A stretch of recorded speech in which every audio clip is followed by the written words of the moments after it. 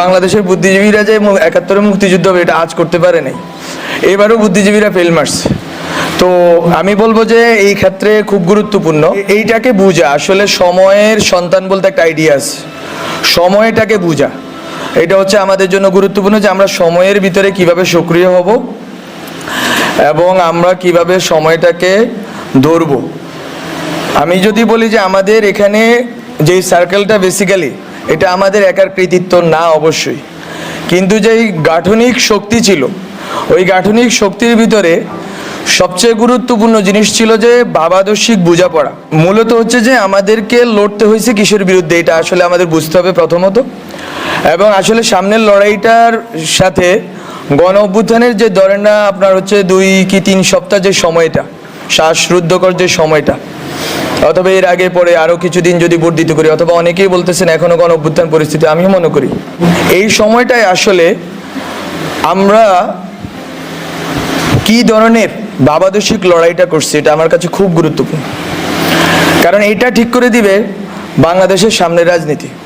আমরা বলতেছি এটা একটা পোস্ট ইডিওলজিক্যাল সিচুয়েশন, মিনস কি সেটা হচ্ছে ইডিওলজিক্যাল তর্কটা আসলে কোথায় গিয়ে পৌঁছাবে। একটা আমি যখন বলতেছি নির্দলীয় মানে হচ্ছে আগের যে দলীয় ইকুয়েশন ওটার বাইরে আমি বেরোতে চাচ্ছি। আমি যখন বলতেছি অরাজনৈতিক আমি বলতে চাচ্ছি যে আগের যে রাজনৈতিকতা ওটার বাইরে বেরোতে চাচ্ছি। আমি যখন বলতেছি পোস্ট ইডিওলজি আমি বলতে চাচ্ছি যে আগের যে ইডিওলজিক্যাল লড়াইটা ছিল ওই লড়াইয়ের বাইরে আমি বেরোতে চাচ্ছি।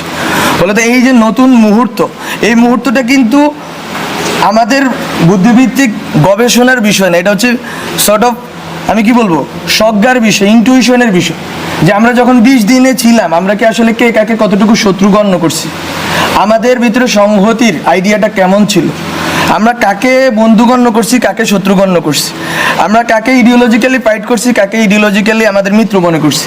ওই 20 দিন 25 দিন 30 দিনের যেই আমাদের যেই রাজনৈতিকতাটা হয়েছে এটাকেই হচ্ছে যে আমাকে বারবার রিঅ্যানেক্ট করতে হবে। এটা হচ্ছে আমার জায়গা থেকে কথা, রিঅ্যানেক্ট করা।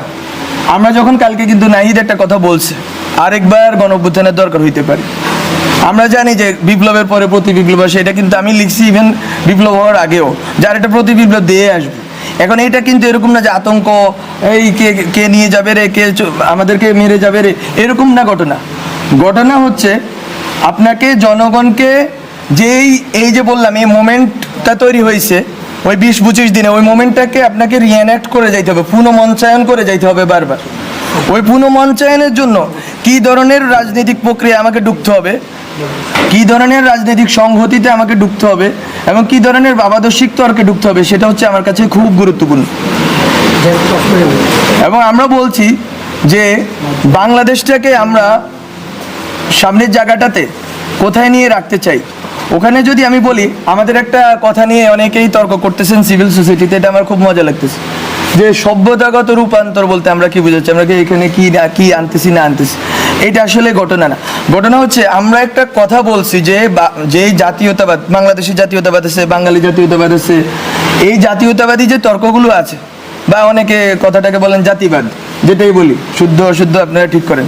তো এটা হচ্ছে যে এই দুইটা শব্দ, এই দুইটা যে গঠন হয়েছে যে আপনার বাংলাদেশি জাতীয়তাবাদ বাঙালি জাতীয়তাবাদ, এই যে দুইটা লড়াই, একদিকে আছে ইসলাম আর একদিকে আছে ইসলামফোবিয়া লড়াই, এই লড়াইগুলোর আপনার সামনের ভবিষ্যৎটা কি হবে।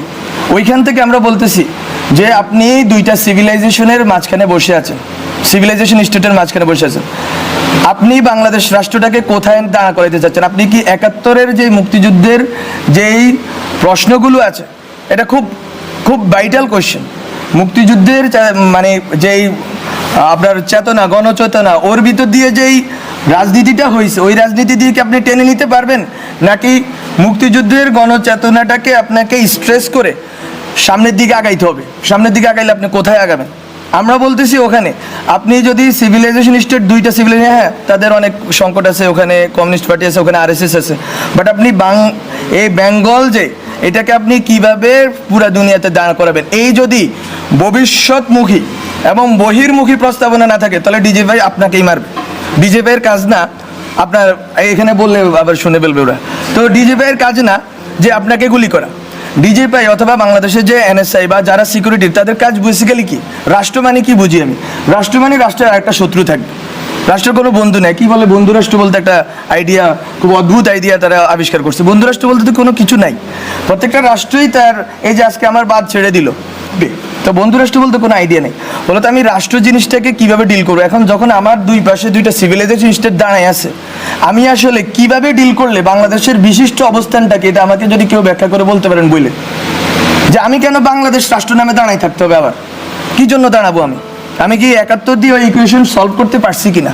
যদি সলভ করতে পারতাম তাহলে বেশিরভাগ দাঁড়াইলো কেমন 71-এর উপরে? বলতেছি এগুলো হচ্ছে যে আপনাদেরকে রিএভালুয়েট করতে হবে। এবং এটা সভ্যতা বলতে কোনো ইসলাম হিন্দু এসব জিনিস আমি বলতেছি না। এটা হচ্ছে আপনারা যদি বেঙ্গল বেসিন, আমরা বেসিনে বসে আছি, বেসিনে আমাদের ল্যান্ডটা, আমাদের দেশটা বেসিন ল্যান্ড, এটা হচ্ছে একটা ধরনের সিভিলাইজেশনাল কনফ্লুয়েন্স ঘটছে এখানে, সব ধরনের সিভিলাইজেশন এখানে এসে মিলিত হয়েছে। এইটা কতটুকু শক্তির জায়গা? উই হ্যাভ ডিফারেন্ট, আমি বলছি there are many Islams in this world, Islams বলতেছি। তো আমার এখানে একটা ইসলাম আছে, আমি ওইটাকে কতটুকু গ্লোবালি রিপ্রেজেন্ট করবো? This is the question of, this is really the question of national integrity and security. এটা অনেকে বুঝতেছে কিনা আমি জানি না। আমার এখানে যেই সেকুলার রাজনীতির কাঠামো আছে, এটাকে তো আমাকে ইন্টেক্ট রাখতে হবে। এখন এই সেকুলার রাজনীতির কাঠামো কি, সেকুলার আর সেকুলারিজম, এটা অনেক তর্ক আছে, তালালাসা দিয়ে অনেকে পড়ে বেজে ফেলছে। কিন্তু সেকুলার আর সেকুলারিজমের তর্কে যে আমি এখনো পর্যন্ত ডিল করি নাই, আমি কি এই রাষ্ট্রটা সেকুলার করব নাকি সেকুলারিস্ট করব, অনেকগুলো তর্ক আছে। বলতো আমি, এবং ওই সেকুলারিজমটা কি হবে? ওইটা কি 72 সংবিধানের সেকুলারিজম হবে, নাকি আমরা এখন যখন আমরা বলতেছি, আমরা অনেকেই বলতেছি যে নিউ কনস্টিটিউয়েন্ট অ্যাসেম্বলি লাগবে, কিন্তু তর্কটা দেখেন, খেয়াল করেন, সবাই বলতেছে 72 সংবিধানের কন্টিনিউটি। আপনি 71 ধরতে পারেন, কিন্তু 72 আমি মনে করি ধরতে পারেন না। আপনাকে 72-এর ব্যাপারে ক্রিটিক্যাল হইতেই হবে, এবং অনেকেই ক্রিটিক্যাল আছেন এখানে, রাজনৈতিক বর্গে অনেকেই ক্রিটিক্যাল আছে। বলতো ওই যে রাজনীতিক যেই কাঠামোটা গঠিত হয়েছে, ওইটাকে তো আপনি চুড়ে ফেলতে চাচ্ছেন। চুড়ে ফেলতে চাইলে ওই সময় যে সেকুলারিজম আছে, এটাকে আপনাকে কিন্তু আবার রিডিফাইন করতে হবে। এবং নতুনভাবে এখন যে সেকুলারিজম আছে, সেই সেকুলারিজম, এখন তো সেকুলার মানুষ, আপনি কি এখানে ধরেন আন্দোলন, আমরা তো স্লোগান থেকে শুরু করে অনেক নাম টামও ঠিক করছি, আপনি কি এখানে দেখছেন কোন স্পেসিফিক? আমরা কি করছি? আমরা বলছি যদি মোমবাতি প্রজ্বলন দাও, বলে দাও, যার ইচ্ছে হবে সে দোয়া পড়ুক। আমরা বলছি 1 মিনিট নীরবতা পালন করবে, যার ইচ্ছে সে দোয়া করুক। আপনি এতদিন কি করছেন? আপনি ঢাকা শহরে বসে পুরা বাংলাদেশের মানুষকে আলাদা করে ফেলছেন। এই আন্দোলনে অনেকেই অনেক ব্যাখ্যা করবেন, উই নো হোয়াট হ্যাপেন্ড। এই আন্দোলনে বাংলাদেশের মানুষ একটা গ্রামের হুজুর কেন অ্যাকোমোডেট ফিল করছে? হাসিনার বিরুদ্ধে না, বিকজ অফ দ্য ল্যাঙ্গুয়েজ। এটারই বলে সেকুলার ল্যাঙ্গুয়েজ। এতদিন সেকুলার বলতে আপনারা যেটা বলছেন, ওটারে হচ্ছে যে একটা মধ্যবিত্তের একটা বাবল, আর হচ্ছে আওয়ামী লীগের একটা কাঠামো। এখন আপনাকে এই যে প্রত্যেকটা বর্গকে রিডিফাইন করতে হবে। এবং এখানে অনেক কথা আসতেছে, কার কতটুকু স্টেক আছে না আছে। স্টেক সবারই আছে। নাম ধরে ধরে বললে তো এখানে কেউ দাঁড়ায় থাকতে পারবেন না। 100 জনের উপরে, আমি তো যখন বন্দি ছিলাম বাসার ভিতরে, এই যে আপনার প্রথম 210 জন যখন এলো, তখন এর ভিতরে 84 জন হচ্ছে দিনমজুর, একজন আছে দিনমজুর এখানে। তো কিসের জনতা?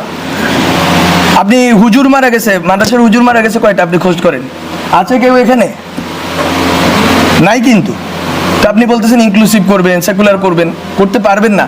বলো তো আপনাকে আমি এই জন্য বলতেছি, ওই জনগণের যেই চেতনা, ওটা সেকুলারে, এটা নিয়ে দ্বিমত নাই।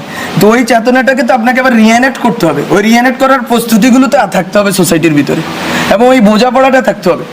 আমরা যখন কথা বলতেছি, আমরা বলতেছি যে সবাই এখানে কিন্তু এক ধরনের বিদ্বেষের ভাবের ভিতরে। সেখানে অনেক আওয়ামী লীগের লোক আসছে, আমি জানি, আমি চিনি অনেক, একেবারে আওয়ামী লীগের খাস লোক। ইভেন 5ই আগস্ট তারিখে আওয়ামী লীগের পক্ষে বক্তব্য দিছে, এরকম লোক এখানে আসছে, অনেকে আসুক। কিন্তু কিভাবে আপনি 71-এর পর দেশটাকে রিকনসাইল করতে পারেন নাই দেখে, সেই যে পাক আছে, লুপ হোলসগুলো আছে, ওইটা বেয়ে ফেসিবাদ দাঁড়ায় গেছে। আপনি জামাত প্রশ্নটা আপনারা টিকে রাখছেন। বলো তো এখনও একই লুপ হোলস তৈরি হবে কিনা? আমি আওয়ামী লীগ নিষিদ্ধ করে দিব। নিষিদ্ধ করব, কিসের প্রক্রিয়া করব? আওয়ামী লীগ যারা বিশ্বাস করে, আওয়ামী লীগে যারা ইমান আছে যাদের, তাদেরকে আমি কিভাবে ডিল করবো? তারা তো আমার সোসাইটিতে আছে, তারা তো নাগরিক। একটা টার্ম নিয়ে অনেকেই বিরোধিতা করতেছেন, ছাত্র নাগরিক কেন বলতেছি? বিকজ আমি স্টেট চাই, স্টেটের সিটিজেন থাকে, পিপল অবশ্যই থাকে। পিপল তো কাঠামো, প্রথমকার কাঠামো। আমি বলতেছি এটা ভবিষ্যমুখী হিসাবে, এটা নিয়ে আমরা আরেকটা তর্ক আরেকবার করবো। কিন্তু আমি বলতেছি যে এখানে আওয়ামী লীগের যে লোকগুলো আছে, তাকে আপনি কিভাবে রিকনসাইল করবেন? আপনি কি আরেকটা সুযোগ দিবেন ভারত বা অন্য রাষ্ট্রগুলোকে যে এই দেশটাকে বিভাজন করে আরেকটা গণজাগরণ মঞ্চ হবে, আরেকটা এই সেই হবে এবং এর ভিতর দিয়ে আবার দেশটাকে বিভাজন করা হবে এবং ফেসিবাদকে টিকিয়ে রাখা হবে? এটা বিএনপির ফেসিবাদ হইলেও তো এটা বিরোধিতা আমার করতে হবে। বলতো এই কোয়েশ্চেনগুলো